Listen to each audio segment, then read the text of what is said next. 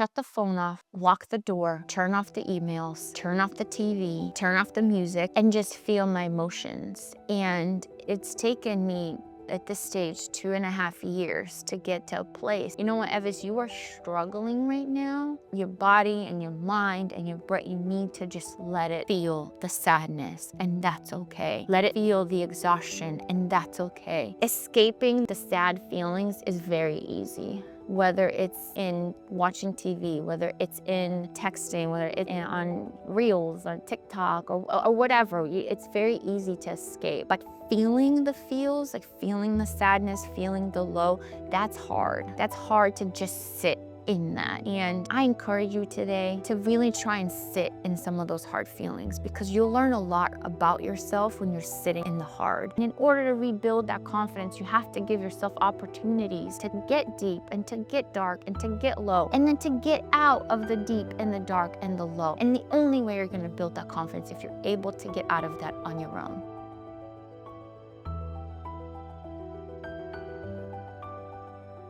Welcome to Doing It Scared, the Brave Rebuild. Because courage isn't the absence of fear, it's rebuilding love, confidence, and life from the ground up. I am your host, Evis Mason, licensed therapist, realtor, and mom of two. And each episode will dive into stories of healing, growth, and rebuilding after betrayal, heartbreak, or loss. This is your space to get real, get raw, get brave, one scared step at a time.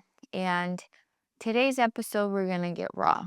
And part of the raw is accepting our feelings and accepting that we're not always going to feel okay, and that are going to be moments where even after, betrayal or loss, there are going to be moments where we don't feel okay, where we feel like we have been fine and we've gone weeks and it's awesome and now I'm in this great space, and then all of a sudden you fall back into the sadness and it just kind of creeps in. And I'm here to tell you that that's okay, that's part of healing and that's part of the process. I do remember after I found out my ex-husband, husband at the time, had his affair, I remember talking to my therapist, because honestly, I don't know people's feelings on therapy, but it is one of the most important things that helped me get through the pain, that helped me have an outlet where I could speak about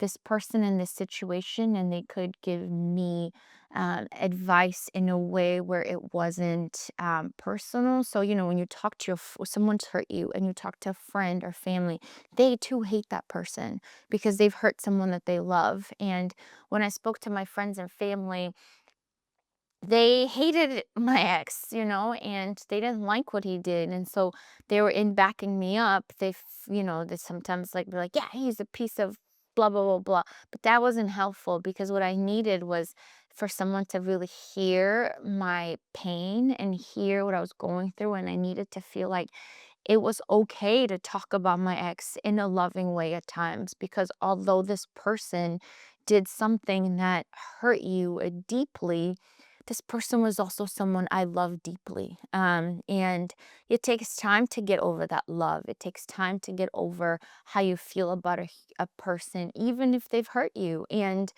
with friends and family, I didn't necessarily feel fully safe to talk about those feelings, to talk about, I lost a love. You lose a love, even though they do something that's so messed up. You lose someone that you love, you lose someone that you trusted. So you're not only grieving the betrayal, you're not only grieving the, wow, this was hard, you're grieving the loss of the person too. And for me, I found that having this non-biased third party, so having a therapist who I could talk about all these things, I felt like I could just speak to them and not be worried about being judged. Like, well, why would you love this person still after what they did to you? Why would you still be attracted and want to sleep with this person after what they did to you? And so I recommend therapy to everyone, honestly, because it is really nice to have a third party opinion. But when it comes to therapy, therapy is like finding a good therapist is like anything else. It's not always going to be a great fit.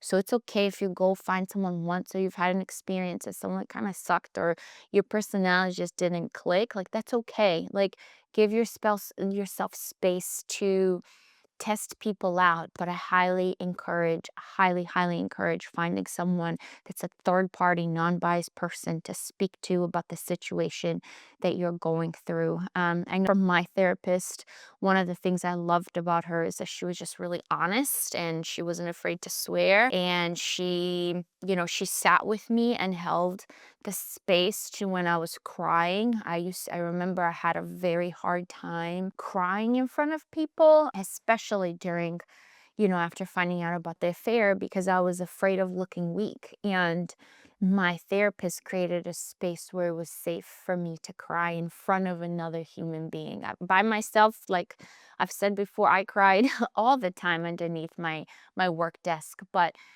with another human, it was very difficult to not try to be like, no, I'm fine, everything is good, there's no issues, there's no worries. So again, find somebody that can make you feel safe in the space, and find someone that can fit your style. Like with my therapist, she's blunt, she's raw, she swears at times, and maybe that's not a good fit for someone else. Maybe someone else needs someone that's a little bit more gentle, a little bit more, of a caring expression, but that worked for me. So I highly recommend that part. And then, as I was saying, like, I remember I used to be so upset when people would be like, you need to give yourself time to heal. You need to heal. You need to heal. And I'd say, what does healing mean? Like, what does that even mean? Like, people say that all the time. You just need time and you're going to heal. You just need time to heal. And I'm like, I want like active steps of what does it look like for me to heal? And let me tell you something. Healing looks different in all kinds of people, and people heal in different ways. And for me, what I've learned is the greatest part of healing, where now I'm like, you know what? Understand better, not fully, but I understand better what it means to heal. And what that is that I can actually sit in the emotion, in the difficult emotion that I'm having in that moment. So there were times when going through the deep, deep, deep, deep, dark days of everything happening, where I struggled to sit in the emotion. Like I would get so worked up internally, and my anxiety and my depression would just get so hard that I would either busy myself, do 1,000 things so that I didn't have to ever feel it. And by the time I went to bed, I would, be scrolling through social media until I got so exhausted that I just fell asleep and I didn't have to think about anything that was happening. And I use that skill, I guess I wouldn't call it a skill, but I used that coping mechanism for the longest time. And then what I found is that I needed a space of silence so that I could feel some of these feelings. And honestly, it was really hard. And even to this day, it is because I'm a doer, because I want to go and I want to get things done, and I want to distract myself with 1,000 things. It is so hard to go and just sit still in my emotions. And when I say sit still, I mean genuinely shut the phone off, lock the door, turn off the emails, turn off the TV, and turn off the music because I love music, and just feel my emotions. And it's taken me at this stage 2.5 years to get to a place like today where, you know what, like I've had a busy, busy last few weeks. I'm in the middle of two real estate deals, which are not going smoothly. Let's just say that. I work full time, so I have my whole other job. I'm in the middle of that, delivering some not great news about budget cuts to people. And then it's right around holiday season, so my children have 1,000 parties to go to, and I feel like I just don't have the chance to just sit. And then on top of that, I'm like, I want to do stuff for myself. Like I want to work out. I like working out. I like how my body feels when I've worked out. And then trying to manage all that, sometimes it gets too much. And I realized yesterday, I went and played volleyball last night, and in just like a little league, because I used to play volleyball in high school and I just enjoy it. But I came home and I felt this exhaustion through my body. Like not obviously physically exhausted, because playing 2 hours of volleyball at the ripe age of 36 is not easy on the body. So physically, and then I just felt drained emotionally. And I I realized in that moment, and honestly, I realized in texting a friend of mine who has gone through similar, issues that I've gone through, and is also a single mom. And I realized like I had not sat still and just felt feelings in my emotions in weeks. I've just been go, go, go, go, go. And I realize what I need is to just lay in my closet and just turn off the TV, turn off the music, turn off my texting, turn all those distractions off and just sit in my feelings. And it was hard. Like it was really hard to just sit and say, you know what, Evis, you are struggling right now. Your body and your mind and your brain, you need to just let it feel the sadness, and that's okay. Let it feel the exhaustion, and that's okay. And honestly, that's what I'm doing. And this morning, I dropped off the kids. Driving back after dropping them off, I sat in my garage in my car for probably like 45 minutes and just cried. I just cried because life is overwhelming at times and life can feel hard. And if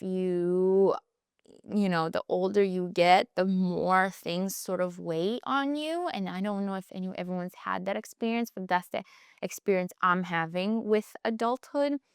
The older I've gotten, the more things weigh, the more pressure you feel, pressure to provide for your kids, or pressure to provide for your future, pressure to do things, pressure to feel like I've made it, or pressure to feel like, I've accomplished this big thing. I'm an adult now. And honestly, sometimes it's okay to feel lost. Like I have all these things going for me, and it's hard to appreciate those things going for me if I don't sit still and just let myself feel the sadness and feel the pain and the weight of just the world, like the weight of what's happening, whether it's work and you're struggling because, you have a difficult person that you work with, or, you have to deliver bad news, or it's home and, your parents are aging and you see the age in your parents, and it sort of hits you like a ton of bricks where you're like, wow, we're really getting older. And when people say give yourself time to heal, a practical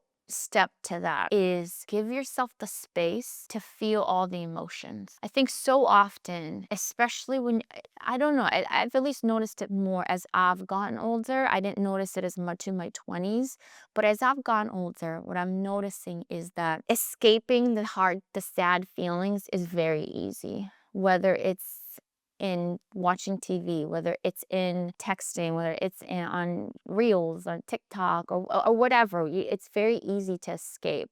But feeling the feels, like feeling the sadness, feeling the low, that's hard. That's hard to just sit in that. And I encourage you today to really try and sit in some of those hard feelings, because you'll learn a lot about yourself when you're sitting in the hard. And the biggest thing is you sit in the hard and then you get out of sitting in the hard. So like you then say, you know what, I sat and I'm sad and all these things. And then you go and do whatever it is you need to do, even though you're feeling sad. There's power in that. And I talk a lot about power and feeling powerful as a person, as a human. The only way you're going to feel powerful is when you are doing things for yourself. So when you're able to sit right in the sadness and you're able to sit in the pain, but then you're still able to get up and go to work, and you're still able to get up and clean your closet, there's power in that. Like, good for fucking you. Like, you fucking did it. Like, that's amazing. You were able to feel your feelings and your emotions, and they didn't crush you. Like, the hard, the sad didn't crush you. That's amazing. Like, good for fucking you. And I'm trying to give myself that same power, right? I'm trying to rebuild, right? Because anytime you go through betrayal or loss, the first thing that crushes is yourself, is your self-worth, is how you see yourself, your confidence, and you have to rebuild that confidence. And in order to rebuild that confidence, you have to give yourself opportunities to get deep and to get dark and to get low, and then to get out of the deep and the dark and the low. And the only way you're going to build that confidence if you're able to get out of that on your own. And I'm not saying not to rely on friends and not to rely on others, because I needed that reminder yesterday from my friend who is going through similar things to say, hey, you have not been able to sit in your emotions in weeks. I've seen how you live in life. You've just been go, go, go, go, go, and you haven't sat in it.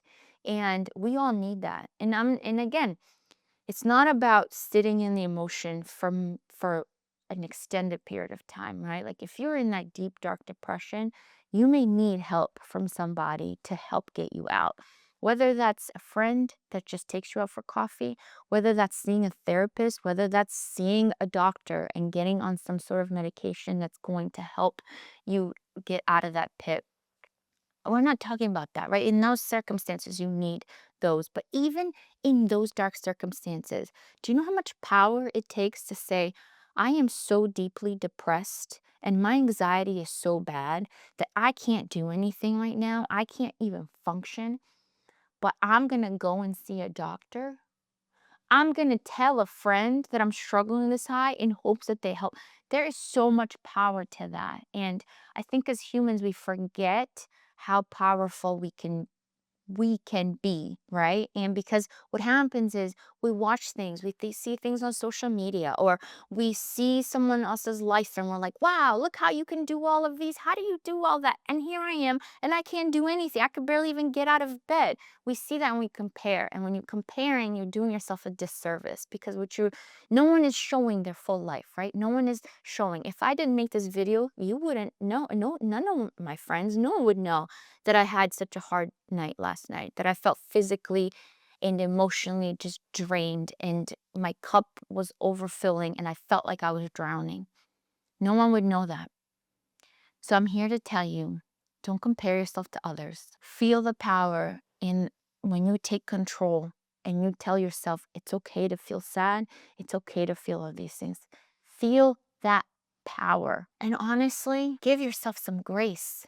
Give yourself some grace. I speak as someone that very much struggles to give herself grace. I always feel personally like I'm not enough, like I haven't done enough, like I haven't utilized my hours enough, like I haven't responded to enough emails, like I haven't taken care of my kids well enough, like I haven't, taken care of my body well enough. It's always enough. I've always felt like not enough. And I can tell you that that feeling sucks. And I know that anyone that's felt it can relate to it. But you are enough. You are enough, and you are powerful. And I honestly, like I've said before, have to look at myself in the mirror sometimes and I have to say, you're Elvis motherfucking Mason, and you are enough. You are doing enough, and you have to look at the greatness and be grateful for what you are doing, because you know what? At the end of the day, got two working feet, two working hands, and I can go on a walk if I wanted to, and that sometimes is enough. And honestly, I can recognize that I'm feeling out of sorts and my emotions and I'm feeling like I'm drowning. I can recognize that. And instead of getting angry, right? Instead of blaming others, instead of being like, oh, this stinks and this sucks and it's their fault, I can recognize that I'm drowning because I'm not taking care of myself emotionally. And that's a huge step. And I've come a long way in that. And I hope that you too can recognize that. I hope that you too can take the time in silence and take out a pen and paper and just say, what am I feeling right now? Am I feeling like I'm not worthy? Am I feeling like I'm not enough? Am I feeling like I'm not lovable? Am I feeling like everyone around me is moving forward with their life and I'm not? Answer those questions, because our brains have a way of lying to us and repeating these negative thoughts back and over again. And sometimes when you write it out and you go back and read it and you say, man, you are hard on yourself. I can tell you, I used to journal a ton when I was going through. Honestly, my whole life I've always liked to journal, but especially when I go through darker seasons. And I read back through some of those journal entries, And I'm like, wow, this person is really mean to themselves. This person really is attacking themselves. And that's not very nice. Sometimes we can be the meanest to ourselves. And to be able to recognize that, I'm like, man, like I was really deep in there. My thoughts were really dark and I was really being mean to me. And I'm like, I can't be this mean to myself. So do that, read it over, and then write yourself a note, like a nice note of like what it is that you are doing well, what it is that you are grateful for, what it is that is good about you. Because I don't care what circumstance you're going through in life. I don't care what bad thing you've done. Even my ex-husband, right? Like he's done something bad. And I think that's safe to say for everyone, but there's still good things about him. There are still things about him that are good. So no matter what you've done, no matter how dirty or bad or unworthy or not enough you feel, there are good things about you. And it's time to start recognizing those things. It's time to start writing those things out for yourself and speaking that truth to yourself instead of this negative. Because honestly, sometimes the hardest person to forgive is yourself. I've said it here. Sometimes the hardest person to forgive is yourself. I can say that because even though my ex had an affair, I had a hard time forgiving myself that I brought into this world 2 children with a man that would do something like that. I had to forgive myself in that. I had to look at myself in the mirror and say, Evis, we can't always control things, and some things are beyond our control, and you have to forgive yourself, and you have to move forward, and that is hard. But in order to forgive yourself, you have to accept everything that you've done, every choice that you've made, and you have to still find good in yourself, even after accepting all those things. And that is really, really fucking hard. I honestly hope that I can encourage you to love yourself, because frankly, I'm learning to love myself. And doing these videos helps me love myself because it helps me think about everything that's happening in my life, and it helps me understand myself better. And I hope they do the same for you. So thank you for tuning in to Doing It Scared, the Brave Rebuild. If you have any questions, anything at all, please reach out. And if this video resonates with you, please follow and share this video with anyone that you think it may resonate with. And I want to end the episode, like we always do, with a little poem from I Can't Remember to Forget You, Sophia J. Ross. I've been loving this so far. It's short and it's sweet, but I think it'll resonate with some. I owe myself the biggest apologies for enduring what I didn't deserve. That's powerful. Again, forgiving yourself and apologizing to yourself for things that have happened that were outside of your control is so important. And it will lead to self-love and self-worth. Again, thank you so much for tuning in.